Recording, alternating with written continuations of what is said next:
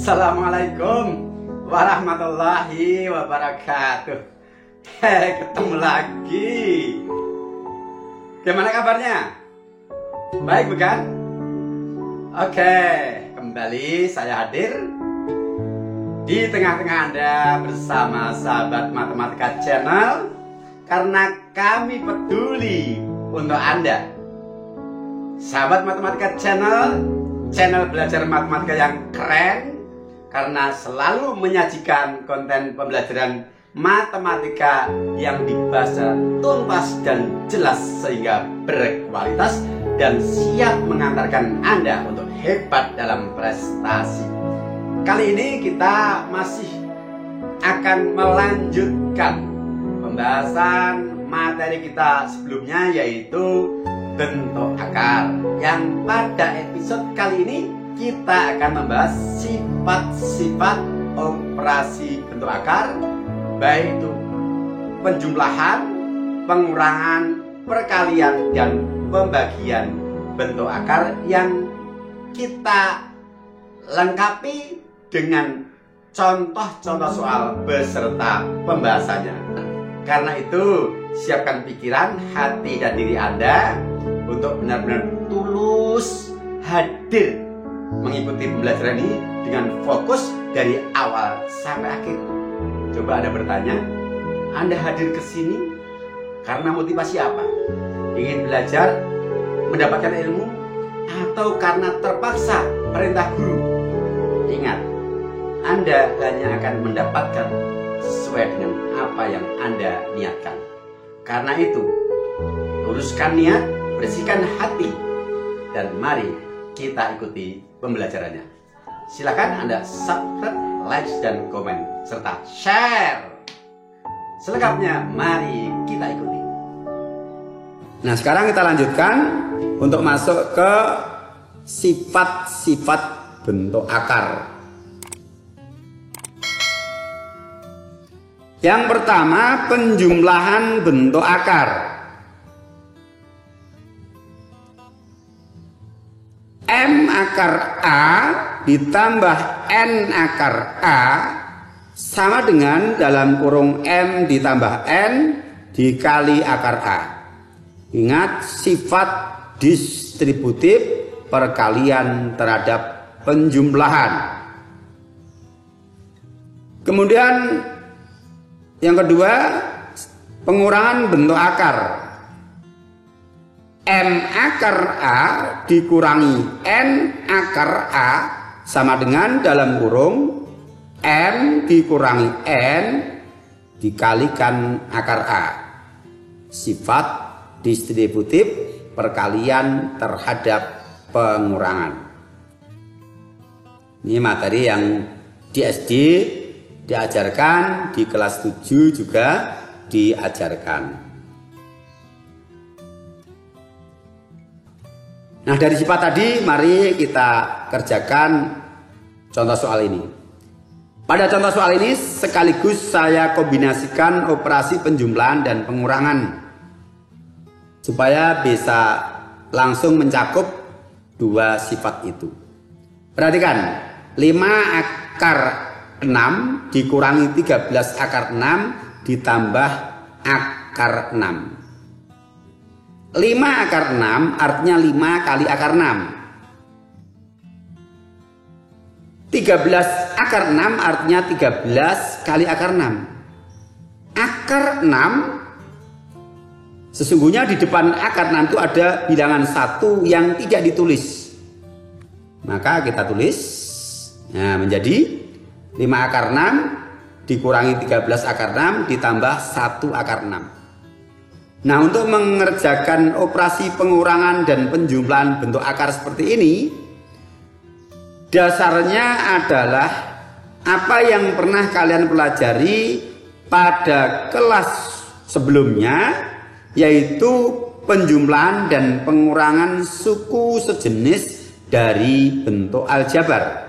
Ini identik dengan suku sejenis bentuk aljabar, yang mana bilangan akar itu identik dengan variabelnya, sedangkan bilangan-bilangan yang di depan akar identik dengan koefisien dari variabel pada suku-suku bentuk aljabar.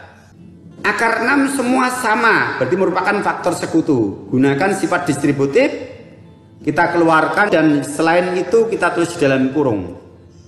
Jadi dalam kurung 5 dikurangi 13 ditambah 1, yang di luar kurung akar 6. Langkah berikutnya yang di dalam kurung ini kita selesaikan. 5 dikurangi 13 ditambah 1 hasilnya negatif 7. Maka hasil akhirnya adalah negatif 7 akar 6. Nomor 2. 6 akar 3 dikurangi 8 akar 2 ditambah 2 akar 3 ditambah 5 akar 2.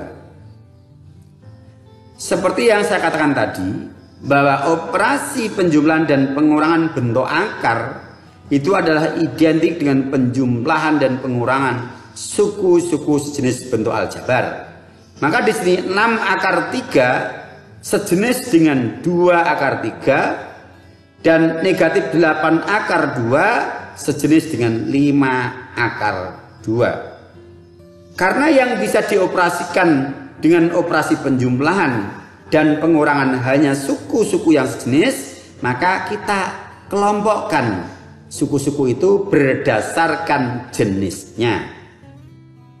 Nah, menjadi 6 akar 3 ditambah 2 akar 3 sejenis. Kemudian dikurangi 8 akar 2 ditambah 5 akar 2 sejenis. Dikurangi 8 akar 2, kita pandang ini adalah negatif 8 akar 2. Kemudian masing-masing penjumlahan suku yang sejenis kita gunakan sifat distributif untuk memfaktorkan. Kelompok yang pertama menjadi dalam kurung 6 ditambah 2 dikalikan akar 3, dan ditambah kelompok yang kedua menjadi dalam kurung negatif 8 ditambah 5 kemudian dikalikan akar 2. Jadi min tidak saya tulis di luar kurung karena itu berisiko. Maka pemisah antar kelompok lebih aman kita gunakan tanda plus atau tambah. Sementara tanda pengurangan di depan suatu bilangan kita pandang sebagai lambang negatif dari bilangan itu. Nah, sekarang masing-masing bilangan yang di dalam kurung kita sederhanakan. Maka menjadi 8 akar 3 dikurangi 3 akar 2. Ya, ini dua contoh yang terkait dengan sifat penjumlahan dan pengurangan bentuk akar. Yang intinya hanya suku-suku sejenis yang bisa kita jumlahkan dan kita kurangkan. Kita lanjutkan untuk sifat berikutnya, yaitu perkalian bentuk akar. Perhatikan, akar A dikali akar B sama dengan A pangkat setengah dikali B pangkat setengah. Tadi hubungan antara bentuk akar dan bilangan berpangkat, bahwa kalau ada bentuk akar kuadrat dari A sama dengan A pangkat setengah, maka akar kuadrat dari B dapat dinyatakan sebagai B pangkat setengah. Kemudian A pangkat setengah kali B pangkat setengah saya nyatakan sebagai A pangkat 1 kali setengah dikali B pangkat 1 kali setengah. Karena suatu bilangan dikalikan 1 tidak merubah nilai. Mengapa perlu seperti ini? Untuk kita bawa ke sifat perpangkatan bilangan berpangkat yang sudah pernah kita pelajari. Kalau ada bentuk perkalian bilangan berpangkat seperti ini, berdasarkan yang sudah kita bahas pada sifat perpangkatan bilangan berpangkat, maka dapat dinyatakan sebagai bentuk dalam kurung A pangkat 1 dikali B pangkat 1 dipangkatkan setengah. Ingat dulu, pangkat di luar kurung dikalikan pangkat yang di dalam kurung. Nah ini. Kemudian pangkat 1 tidak perlu ditulis, bisa kita hapus menjadi A kali B pangkat setengah.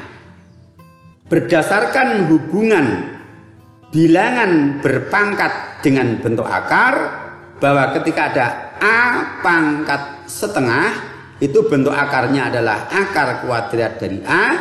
Maka ketika ada A kali B pangkat setengah, abaikan apa yang ada di dalam kurung, kita bayangkan saja kurung pangkat setengah, maka dapat dinyatakan sebagai bentuk akar kuadrat dari kurung, yang mana di dalam kurung isinya A kali B. Sehingga kita peroleh hubungan akar A dikali akar B sama dengan akar dari A dikali B.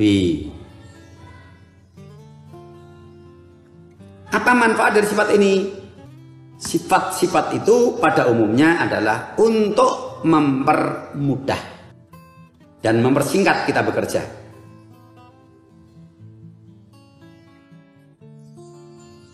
Yang keempat, pembagian bentuk akar. Akar A dikali akar B sama dengan A pangkat setengah dibagi B pangkat setengah, sama dengan sebelumnya, hanya di sini pembagian. Langkah-langkahnya sama dengan perkalian bentuk akar tadi. Pangkatnya kita jadikan sebagai 1 kali setengah. Setelah itu setengah kita keluarkan dari kurung. Di dalam kurung A pangkat 1 dibagi B pangkat 1. Pangkat 1 kita hilangkan seperti sebelumnya. Nah, menjadi dalam kurung A dibagi B, kemudian dipangkatkan setengah. Pangkat setengah dari suatu bilangan dapat dinyatakan sebagai akar kuadrat dari bilangan itu. Nah, menjadi akar dari A dibagi B. Dengan demikian kita dapatkan sifat bahwa akar A dibagi akar B akan sama dengan akar dari A dibagi B. Nah, supaya apa yang saya katakan tadi, bahwa manfaat dari sifat adalah mempermudah kita untuk bekerja, mari kita bahas beberapa contoh soal. Yang pertama, akar 24 dikali akar 15 dibagi akar 10. Ada perkalian sekaligus ada pembagian. Nah, seperti yang biasa kita sampaikan pada edisi-edisi sebelumnya, bahwa ketika kita menjumpai bentuk pembagian dengan bagi titik 2, kita lebih suka untuk menyatakan menjadi pembagian dengan tanda per. Maka kita rubah dulu menjadi seperti ini. Akar kuadrat dari 24 dikali akar kuadrat dari 15 dibagi atau per akar kuadrat dari 10. Perkalian dari dua buah bilangan bentuk akar yang akar pangkatnya itu sama, juga pembagian, maka dia bisa dinyatakan sebagai akar tunggal, menjadi akar kuadrat dari 25 dikali 15 per 10. Kemudian yang di dalam akar ini kita hitung, sama dengan akar kuadrat dari 360 per 10. Kita sederhanakan yang di dalam akar menjadi akar 36. Nah, akar 36 saya yakin pasti kalian semua hafal dan tahu. Berapa? 6. Nah, terbukti bahwa dengan memanfaatkan sifat perkalian dan pembagian bentuk akar, mempermudah kita bekerja. Nah, jadi hasil dari akar 24 dikali akar 15 dibagi akar 10, hasilnya sama dengan 6. Lanjut, biar mantap contoh berikutnya. 6 akar 80 dibagi 12 akar 6 dikali 8 akar 30. Lagi-lagi tanda bagi titik 2 kita nyatakan sebagai bentuk per. Dan ketika ada operasi pembagian dan perkalian yang tanpa ada tanda kurung, maka kita bekerjanya urut dari depan. Maka kita tulis pembagiannya dulu baru perkalian. Nah, seperti ini. 6 akar 80 per 12 akar 6 dikali 8 akar 30. Kemudian bilangan-bilangan yang di luar akar kita jadikan 1. Demikian juga bilangan-bilangan yang di dalam akar kita kelompokkan tersendiri. Nah, seperti ini. Kemudian bilangan yang di luar akar kita hitung hasilnya. Sedangkan perkalian bentuk akar dan pembagian kita gunakan sifat perkalian dan pembagian bentuk akar yang baru saja kita pelajari tadi. Nah, menjadi 48 per 12, 6 kali 8, 48. Akar dari 80 kali 30 per 6. Yang di luar akar kita sederhanakan, yang di dalam akar kita hitung hasilnya. Menjadi 4 kali akar 2400 per 6. 2400 per 6 itu berapa? Ya, 400. Jadi 4 akar 400. Tanda kali boleh tidak ditulis, boleh ditulis ya. 4 akar 400, akar 400 berapa? Iya harus hafal dong. Berapa? Iya 20. Maka hasilnya 4 kali 20 atau hasil akhirnya 80. Kita tambah lagi. Contoh nomor 3. Akar 108 dikali akar 0,0576. Nah, bagaimana ini? Ini kalau kita kalikan langsung kita kesulitan. Nah, 108 ini kita nyatakan sebagai bentuk perkalian yang salah satu faktornya adalah bilangan kuadrat sempurna. Bilangan yang bisa ditarik akar kuadratnya. 0,0576 kita nyatakan sebagai bentuk pecahan biasa. Siapa pasangan faktor 108 yang salah satu faktornya adalah bilangan kuadrat sempurna? Kita cari pasangan faktor-faktor dari 108. Yang pertama 108 itu 2 kali 54. Dua-duanya bukan bilangan kuadrat sempurna. Yang kedua 108 itu 3 kali 36. Ini sudah kita dapatkan bilangan kuadrat sempurna. Tapi kita cari yang lain, mungkin ada pasangan yang lain. 108 bisa 4 kali 27. Dua-duanya bukan bilangan kuadrat sempurna. Bisa 6 kali 18. Keduanya bukan kuadrat sempurna juga. Nah, dan yang terakhir 9 kali 12. 9 adalah bilangan kuadrat sempurna. Nah, sekarang kita dapatkan dua pasang bilangan yang salah satu faktornya adalah kuadrat sempurna. Yang pertama 3 kali 36, yang kedua 9 kali 12. Lalu mana yang kita pilih? Yang kita pilih adalah pasangan bilangan yang salah satu faktornya merupakan bilangan kuadrat sempurna yang terbesar.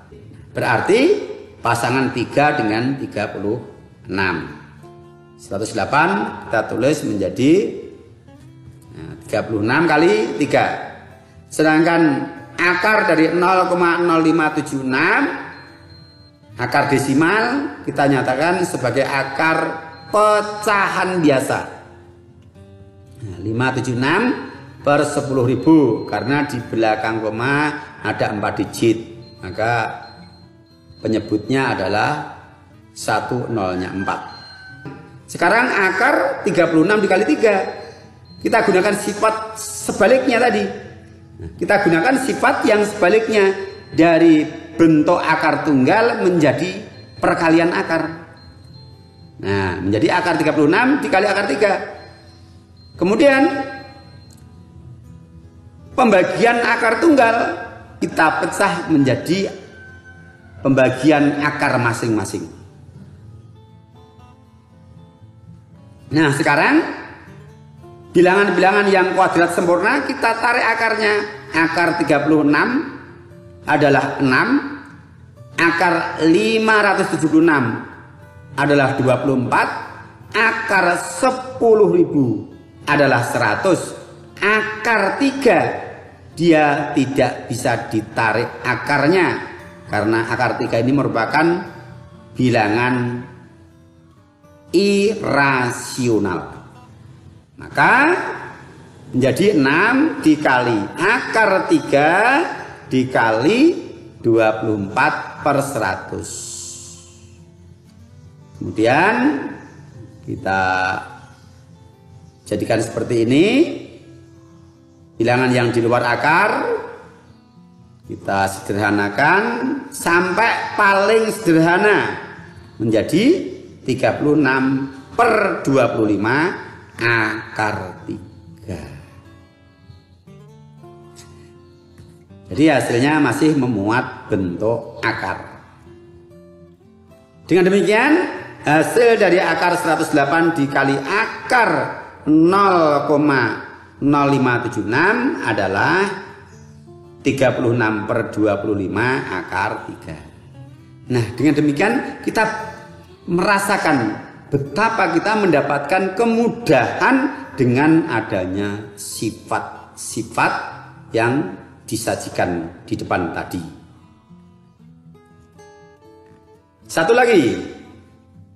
Nomor 4, 5 akar 12 dikurangi 3 akar 75 ditambah 20 akar 0,03. Nah, soal ini sudah kombinasi antara sifat penjumlahan, pengurangan, dan akan muncul juga sifat perkalian dan pembagian dari bentuk akar. Seperti pada contoh nomor 3, akar 12 kita nyatakan sebagai perkalian pasangan bilangan yang salah satu faktornya adalah bilangan kuadrat sempurna.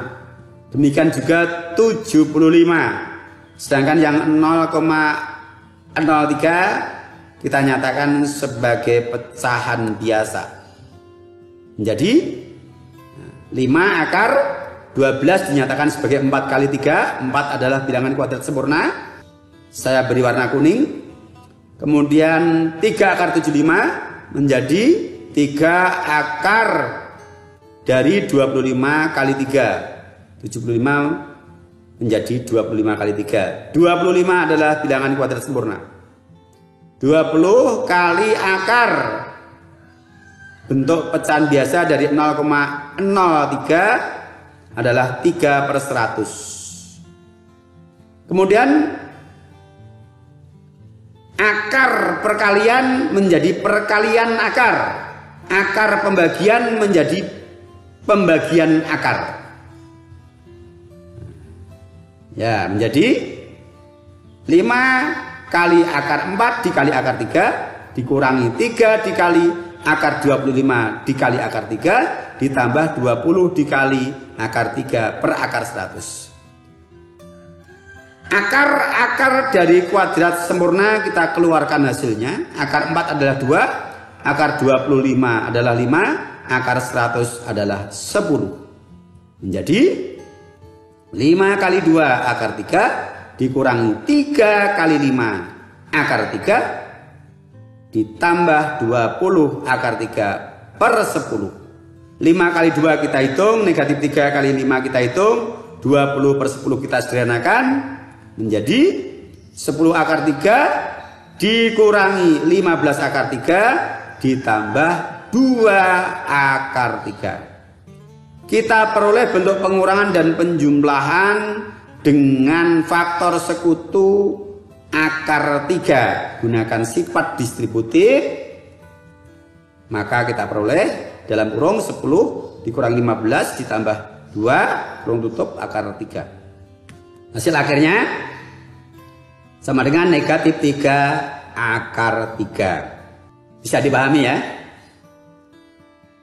Nah tentu ini butuh dikembangkan untuk lebih memperdalam dan memperluas wawasan serta memperkaya pengalaman. Nah, silakan kalian kembangkan melalui soal-soal yang kalian punya dari referensi-referensi yang ada. Sampai di sini dulu untuk edisi kali ini. Semoga bermanfaat dan bagikan kepada yang lain dengan niat berbagi kebaikan, memberi manfaat bagi sesama dengan ikhlas, insya Allah menjadi amal soleh. Assalamualaikum warahmatullahi wabarakatuh.